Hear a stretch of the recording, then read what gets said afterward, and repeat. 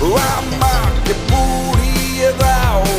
দীর্ঘ প্রতীক্ষার অবসান ঘটিয়ে অবশেষে প্রকাশ্য এলো ঢালিউড সুপারস্টার শাকিব খানের নতুন সিনেমা রক স্টারের অফিসিয়াল টিজার। সামাজিক যোগাযোগ মাধ্যমে টিজারটি শেয়ার করে শাকিব নিজেই দিয়েছেন এক নতুন ঝড়ের পূর্বাভাস। টিজারের ক্যাপশনে তিনি লিখেছেন, একটা ঝড় অনেকদিন ধরে পথ খুঁজছিল, এবার সে আসছে পর্দা কাঁপাতে। 1 মিনিট 20 সেকেন্ডের এই টিজারে শাকিব খানকে দেখা গেছে একদমই ভিন্ন ও বিধ্বংসী এক লুকে।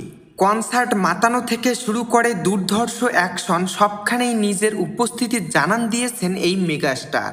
টিজারটি দেখে বোঝা যাচ্ছে এতে গান, উন্মাদনা আর বিনোদনের এক ভিন্ন ধারার স্বাদ পেতে যাচ্ছে দর্শক। এটি মূলত একটি মিউজিক্যাল অ্যাকশন থ্রিলার হতে যাচ্ছে, যেখানে একজন রক স্টারের জীবন ও সংগ্রামের গল্প ফুটে উঠবে। ঈদুল আজহায় সিনেমাটি প্রেক্ষাগৃহে মুক্তি পাওয়ার কথা রয়েছে। শাকিব ভক্তদের জন্য এটি হতে যাচ্ছে ঈদের সবচেয়ে বড় উপহার। পরিচালক আজমান রুশোর নির্মাণে এই সিনেমায় শাকিব খানের লুক এবং স্টাইল ইতিমধ্যেই সামাজিক যোগাযোগ মাধ্যমে আলোচনার কেন্দ্রবিন্দুতে পরিণত হয়েছে।